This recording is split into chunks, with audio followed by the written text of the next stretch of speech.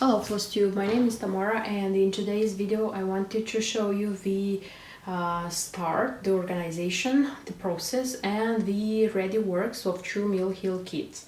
Why I'm so sure? Because they are small kits and I intend to stitch them like just them. And I think it's going to be a quick stitch, like a week, a little bit more than a week. That's why I thought that it's going to be interesting to put them in one video, so everything is going to be compact and you are going to see all of it together. So what I am talking about is here. It's the Midnight Pumpkin, the bigger one. You see, it's this one, and is the smaller one, the Trick or Treat. By the way, I spoke about stitching these kits in my plans for this autumn, so the plans for my Halloween stitching.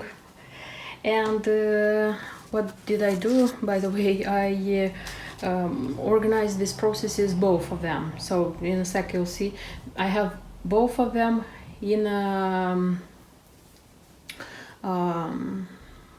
box, because I used to put everything in a box. First of all, so you can see that I already organized the bigger one. By the way, here it coincides the color of the fabric I used for the hoops and the perforated paper. It's blue. And if you are curious to find out how you can do for yourself, so such an organization of the Mill Hill kits, I'll leave in the info box the link to my video where I speak step by step how to do this. And by the way, if you stitch Mill Hill kits, if you stitch on plastic Aida, so this is going to be super fine for you. At least I think so. This is my experience. I have here a magnet, a Halloween magnet. So it's a black kitty with green eyes and a scary pumpkin. And here I have the button from the Mill Hill kit, the yellow star.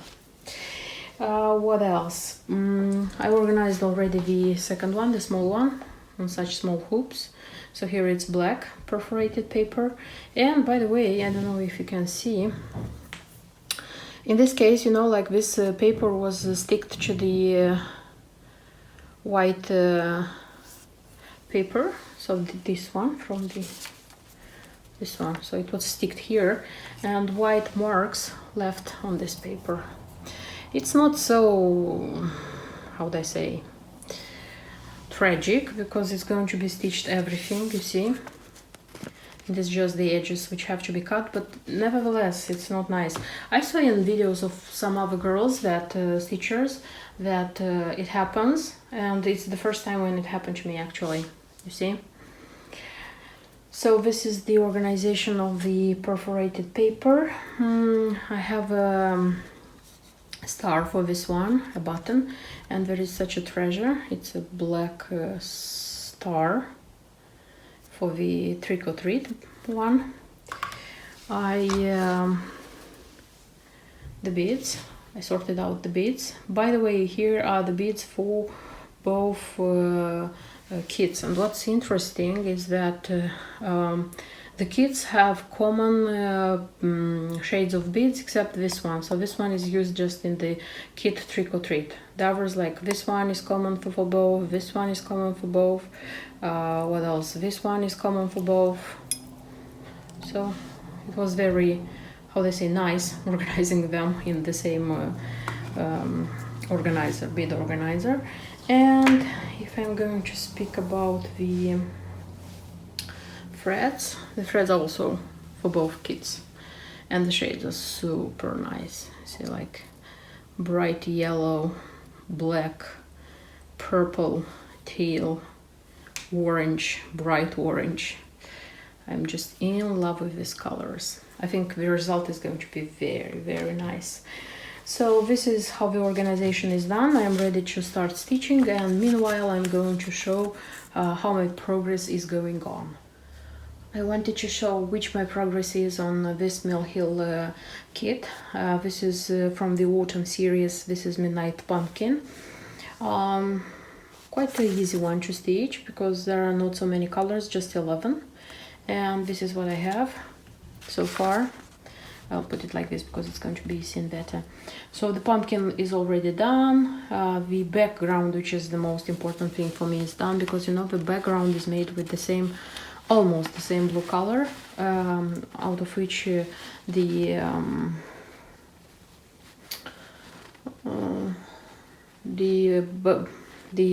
perforated paper is.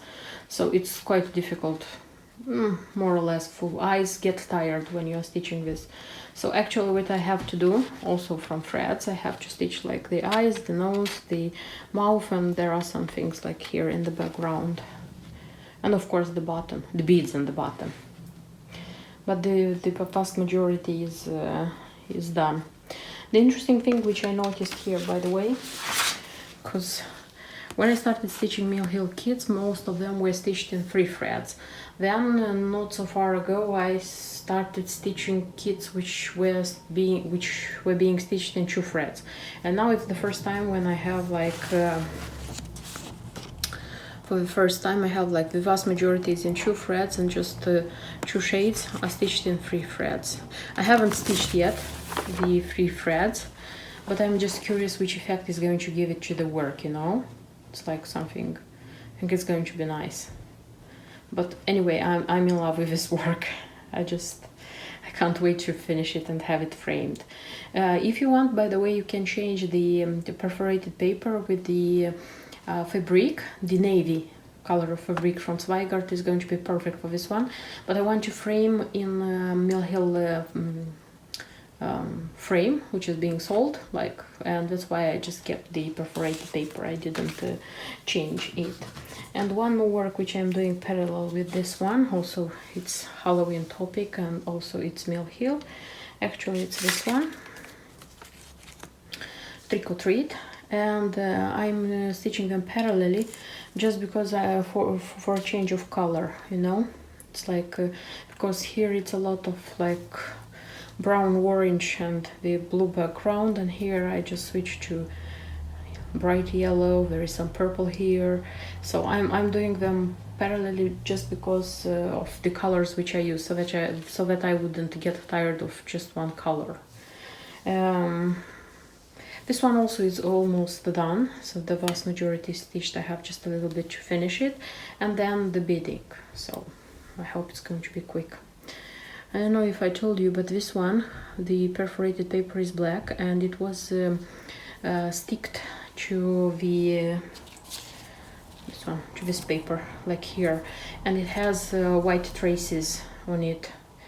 I am still afraid that when I'm going to cut, there are going to be places where it's going to be seen. I don't know. I'll see in the end what it will happen and how I'm going to deal with this fact. I couldn't resist, so I wanted to show you my favorite effect, like before and after the beads in Mill Hill kits. And this is my small kit, the Trick or Treat one. So all the cross stitches are done, and there is a little bit of back stitch. So apparently here is a spider, and his legs or her legs are in cross stitch, something like this. So on this work, it's evident that the beading is going to be very effective. And my pumpkin also is ready. I already think it looks fabulous, and I think when the beading is going to be done, it's going to look even more fabulous than this. So the next stop, let's say so, is the beading. My Mill Hill works are ready, and I wanted to show you what is the result. So first of all, the Midnight Pumpkin. So this is the preview, and this is what it has to be. And this is what I have. A very beautiful work, very colorful. The colors are very bright, you know, the kind of happy Halloween, I would say, the bright, colorful, juicy Halloween, not the dark one. I like this part and this kind of Halloween. And the beads, you can see the beads are very nice here, especially in the background. I think the beads are extremely nicely chosen. And the interesting fact is that in the pumpkin it was used just a few colors, you know, like 11 I think, but there are 5 or 6 colors of beads, so a lot of colored beads, and they give this nice effect here. And I said that I could have stitched this work on linen, because you can choose navy color and stitch it, but I stitched it on perforated paper because I want to frame it in the mill heel frame. So this is the frame which goes with this work. It's not new, I had it, but the color code is the one I need for this work. And by the way, I wanted to tell you, if you want to frame your mill heel works into original mill heel frames, on the preview, so here on the back, they usually write for each work which frame is okay for you. For example, here it's written 6 by 6 inches frame GB FRM2. You see? So there is a code here. And when you want to buy mill heel frames, you just go to the shop to the department of the shop which sells it, and they usually write this code underneath at the description. So in such a way you can buy frames for your work. You know, they're not cheap, I would say, these mill heel frames, because they don't have glass, they don't have like the backside, you know, that you have to fix there the work, but the colors are very convenient. It's very convenient that the colors can be chosen, and you don't have to order, to wait for you to. So the size allows you to do this, and it's a quick thing, you know. You bought the kit, you bought the frame, you stitched it, you frame it, and you have the ready work which you can display anywhere in your house. So this is very nice. Okay, in a moment I'll show you how it looks framed. And the second work, this is a small one. This is what it should be, and this is what I have. Trick or treat. This one, it had a lot of beads. By the way, I think it is half threads, half beads here. I'm not sure, but it's nice. I sticked with fabric glue. I sticked here felt, also dark black with white stars, something like this. Here is the little star, and I have this one. This one comes as a fridge magnet, by the way, you can use it. As I said, this one is a magnet, you see, and I have a magnet here. Actually, there is a magnet inside, but not this one, not the original one which was in the kit, because this one is too thick, I think, at least. That's why I used this kind, neodymium magnet. This one is 2 millimeters, you see, something like this, and I sticked this one inside here. So I have a magnet like this one I have inside, and you see, it's practically not seen. I didn't use a thick one, I use a very thin one, but mine also is a magnet. So this is how they look together. I decided that I'm going to put them like this, at least so far, because I cannot afford to put it on the fridge, the magnet, because everything my child asks what is sticked on the fridge, he gets it. That's why my other collection magnets, fridge magnets, they are not on my fridge, they are taken away until better times. And this one is going to be here so far. Maybe in future, in one Halloween, when it's going to be Halloween, I'm going to put this one on the fridge, but so far no. And to put it here, you see, to have it fixed here, I put a magnet here, and they are going together like this. See? So this is going to be my Mill Heel Halloween duo for this year. Thank you for watching this video. Thank you for subscribing to my channel, and see you in my next videos. Bye bye. I wanted to show you as well the materials left over. So these are the threads leftovers. They are from both kits, because I said that I organized both kits like on the same organizers. I would say that there were kits when more it was left over, and these are the beads.